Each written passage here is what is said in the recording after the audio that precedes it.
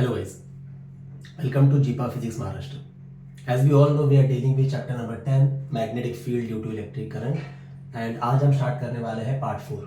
उम्मीद करता हूँ अपने पार्ट 3 तक वीडियोस देख लिए होंगे. चलिए स्टार्ट करते हैं. तो आज का हमारा टॉपिक है magnetic force on a moving charge.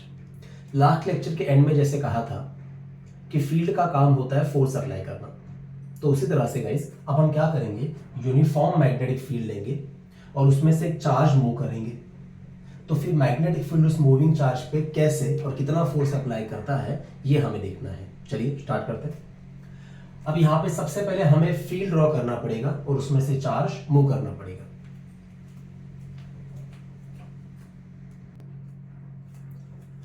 हाँ गाइस, ये देखिए डायग्राम. जैसे कि आप देख सकते हैं हमारा फील्ड लेफ्ट टू राइट जा रहा है और उसमें हमने एक पार्टिकल लिया है. इस पार्टिकल का चार्ज हमने लिया है Q and the particle is moving with the constant velocity V. हमने उसका वेक्टर दिखाया है.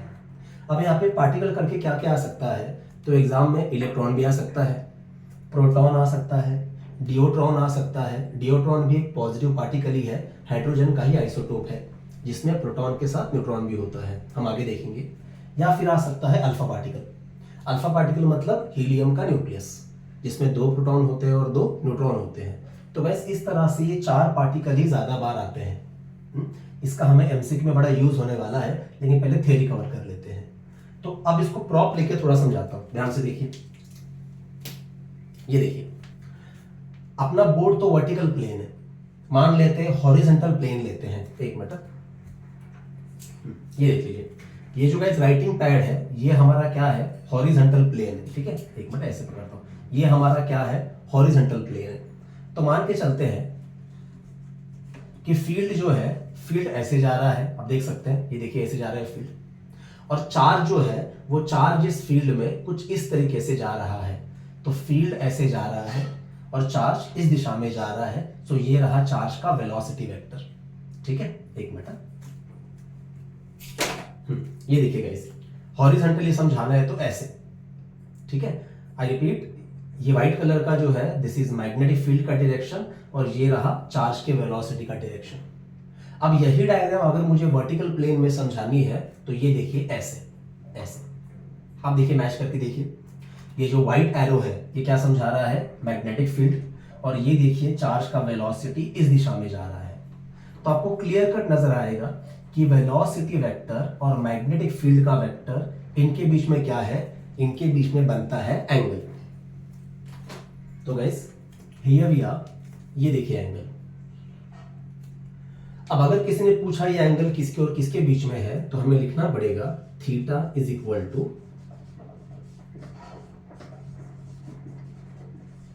Angle between magnetic field and velocity vector. ठीक है ना.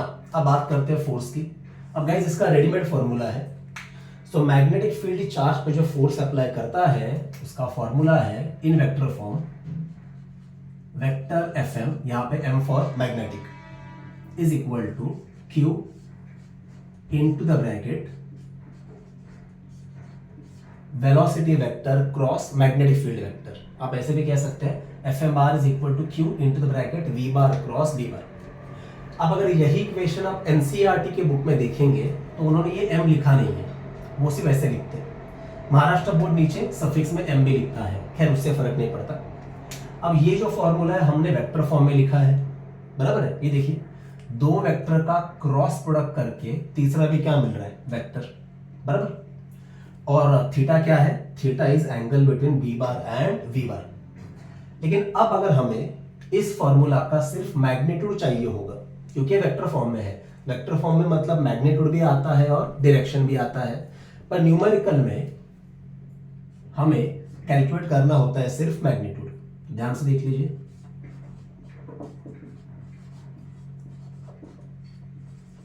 अगर यही फॉर्मूला हमें सिर्फ मैग्नीट्यूड के फॉर्म में लिखना है तो ये ऐसे आएगा, Fm is equal to Q VB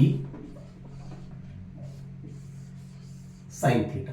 तो गाइस ये रहा चैप्टर का पहला फॉर्मूला कि Fm is equal to QVB sin theta. This is the magnetic force acting on a moving charge placed in uniform magnetic field. अब बात सिर्फ formula की नहीं गाइस, ये फॉर्मूला हमें बहुत कुछ सिखाने वाला है। देखिए इसमें इंपॉर्टेंट रोल किसका है, इसमें इंपॉर्टेंट रोल होने वाला है एंगल थीटा का। तो हम इसमें टोटल 3 या 4 कंडीशन बना सकते हैं, ठीक है। 4 कंडीशन बनाते हैं। तो ये पहले यहां तक आई होप आपको समझ में आ गया होगा।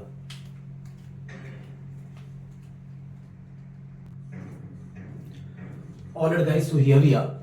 सो अब हमें पता है द फोर्स इज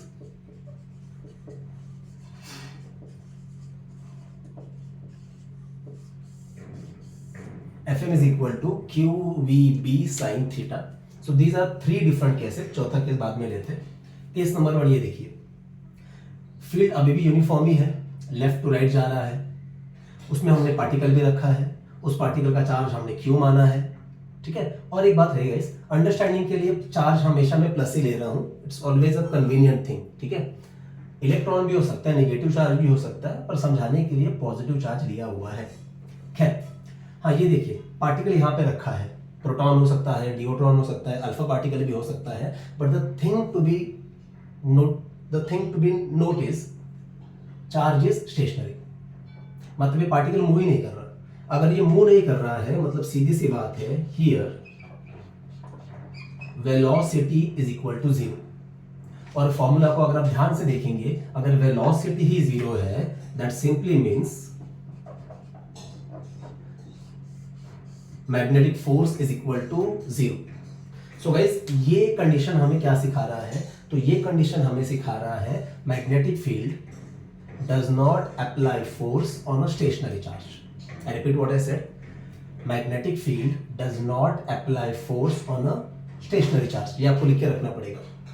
अब यहाँ पे इलेक्ट्रिक फील्ड होता तो गाइस इलेक्ट्रिक फील्ड ऐसा भेदभाव नहीं करता, चार्ज स्टेशनरी हो या मूविंग हो, इलेक्ट्रिक फील्ड फोर्स अप्लाई करता ही है। और अगर आपके मन में यह सवाल है कि इलेक्ट्रिक फील्ड कितना फोर्स अप्लाई करता है, तो इसका आंसर हमें 11th में मिल चुका था। मैं याद दिलाता हूं, ये देखिए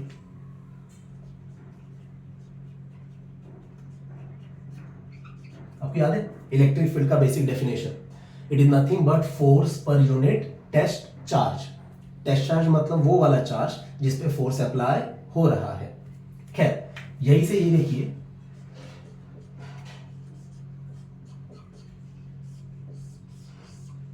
यही से इलेक्ट्रिक फील्ड के फोर्स का फॉर्मूला मिल गया Q इंटू E।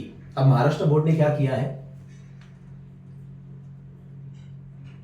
यहां सफिक्स में E लिखा है, जैसे इधर सफिक्स में M लिखा है, M फॉर मैग्नेटिक, तो ये वाला E फॉर इलेक्ट्रिक, ठीक है। आई होप ये दिख रहा है बराबर। तो इसे हम कहते हैं इलेक्ट्रिक फोर्स। अब ध्यान से देखिए, इलेक्ट्रिक फोर्स बस 2 ही बातों पर डिपेंड करता है, चार्ज और इलेक्ट्रिक फील्ड। इसमें एंगल वाला कोई बात ही नहीं है, ना ही वेलोसिटी का कोई पैरामीटर है। तो इलेक्ट्रिक फील्ड स्टेशनरी चार्ज हो या मूविंग चार्ज हो, दोनों पे फोर्स अप्लाई करता है। लेकिन अगर मैग्नेटिक फील्ड की बात करें तो जैसा देख सकते हैं, मैग्नेटिक फील्ड स्टेशनरी चार्ज पे फोर्स अप्लाई नहीं करता। अब आप सोच रहे होंगे मैग्नेटिक फोर्स की बात चल रही थी, बीच में इलेक्ट्रिक फोर्स कहां से आ गया। हाँ गाइस, ये इसलिए आया क्योंकि इसका अगला टॉपिक है जिसमें हम मैग्नेटिक फील्ड और इलेक्ट्रिक फील्ड दोनों भी एक साथ अप्लाई करने वाले हैं चार्ज पे। तो जब दोनों फील्ड अप्लाई होंगे तो आपको ये सारी बातें याद रखनी पड़ेगी, ठीक है। आगे बढ़ते हैं, इधर आते हैं case number 2। Charge is moving parallel और anti parallel to the direction of magnetic field. थोड़ा शॉर्ट में लिखा है।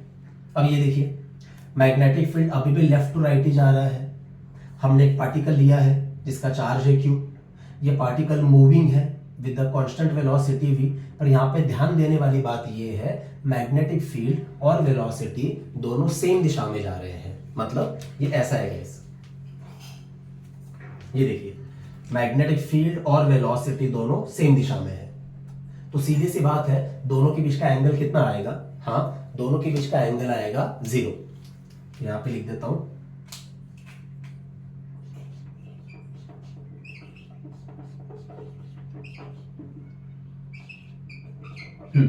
As V bar parallel B bar theta is equal to 0। और जैसे कि हम सबको पता है साइन 0 इज इक्वल टू 0। और अगर साइन वाला टर्म ही 0 हो गया मतलब यहां पे भी गाइस, यहां पे भी magnetic force is equal to 0। अच्छा, अगर ये चार्ज एंटी पैरेलल जा रहा होता, मतलब कैसे, चलो प्रॉप यूज करके समझाते हैं। एंटी पैरेलल का मतलब मैग्नेटिक फील्ड इधर जा रहा है लेफ्ट टू राइट, और चार्ज जो है वो राइट टू लेफ्ट ऐसे जा रहा है, ठीक है। तो सीधी सी बात है, बी बार और वी बार के बीच का एंगल कितना आता, एंगल आता 180। उससे फर्क नहीं पड़ता, क्योंकि जैसे साइन 0 0 है, साइन 180 भी 0 ही है। So moral of the story, if the charge is moving parallel और anti parallel to the direction of uniform magnetic field, उस कंडीशन में भी magnetic force is equal to 0। मतलब ये देखिए, magnetic field is very choosy, वो stationary charge पे force apply नहीं कर रहा है, जो चार्ज उसके साथ पैरेलल या एंटी पैरेलल जा रहा है उसके ऊपर भी फोर्स अप्लाई नहीं कर रहा है। अब इसे क्या समझना है, और एक चीज मान लेते हैं, ये जो पार्टिकल है इसका वेलोसिटी था 2 मीटर पर सेकंड, रैंडम नंबर ले लिया, और जैसे कि आप देख सकते हैं पार्टिकल मैग्नेटिक फील्ड को पैरेलल या एंटी पैरेलल जा रहा है। तो अगर मैग्नेटिक फील्ड इस पे फोर्स अप्लाई कर ही नहीं रहा, तो ये चार्ज जिस स्पीड से आगे बढ़ रहा था उसी स्पीड से आगे बढ़ेगा, या आगे भी 2 मीटर पर सेकंड से ही जाएगा। ना ही इसका डायरेक्शन बदलेगा, ना ही इसका मैग्नीट्यूड बदलेगा वेलोसिटी का, ठीक है। सो चार्ज कैसे जाएगा, अनडिविएटेड, ये वर्ड याद रखना, charge will move in undeviated manner, सीधा आगे निकल जाएगा, ठीक है। Now the last and the most important case, charge is moving perpendicular to the direction of magnetic field. अब जैसे कि आप देख सकते हैं गाइस, यहां पे भी ये देखिए magnetic field left to right ही जा रहा है। हमारे पास एक पार्टिकल है जिसका चार्ज कितना है, Q, और ये देखिए वो मैग्नेटिक फील्ड के साथ ऐसे जा रहा है। सो क्लियर कर दिख रहा है कि angle between velocity and magnetic field is 90 degree. Particle नीचे भी जाता तो भी फर्क नहीं पड़ता, तो भी एंगल कितना आता, तो भी एंगल गाइस 90 ही आता। तो यहां पे क्या लिखना पड़ेगा, यहां पे लिखना पड़ेगा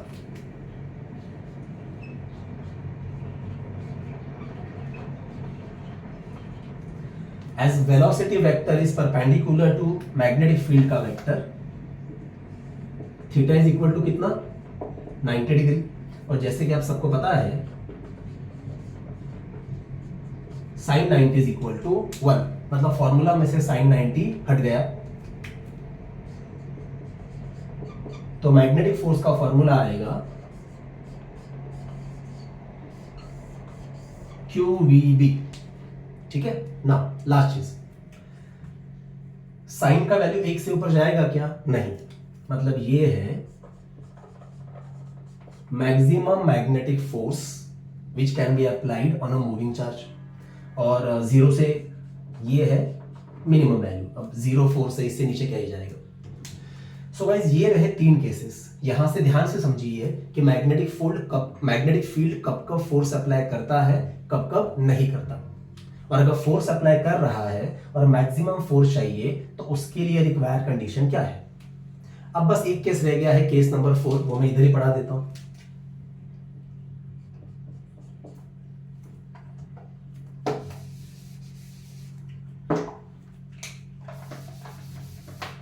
ये देखिए गाइस,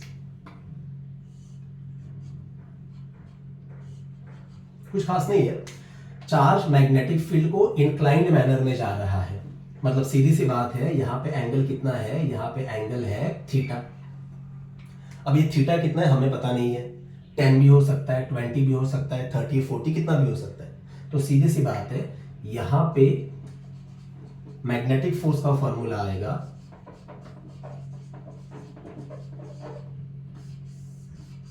QVB साइन थीटा। मतलब यहाँ पे साइन थीटा का रोल भी काउंट करना पड़ेगा। इनफैक्ट साइन थीटा ही डिसाइड करेगा कि फोर्स कितना आएगा। तो गाइस ये रहे 4 डिफरेंट केसेस, ठीक है। टेक्स्ट बुक ने भी इसको एक पैराग्राफ में लिखा हुआ है, पर हमने विद द डायग्राम थोड़ा डिटेल में स्टडी कर लिया है। Now are we done, no. एक 2 छोटे छोटे पॉइंट नोट करके हमें देखने हैं, और एक सबसे इंपॉर्टेंट बात देखना रह गया है। जैसे कि आप देख सकते हैं कि फोर्स क्या है, स्केलर की वेक्टर, ऑब्वियसली वेक्टर क्वांटिटी है फोर्स। तो ये जितना भी सब लिखा है ये सब हमें क्या कैलकुलेट करके दे रहा है, फोर्स का मैग्नीट्यूड। पर अब सवाल ये भी है कि फोर्स का डायरेक्शन क्या है। तो गाइस फोर्स का डायरेक्शन भी हमें समझना है, पर आई जस्ट होप ये सब आपको समझ में आ रहा है। एक बार ध्यान से देख लीजिए।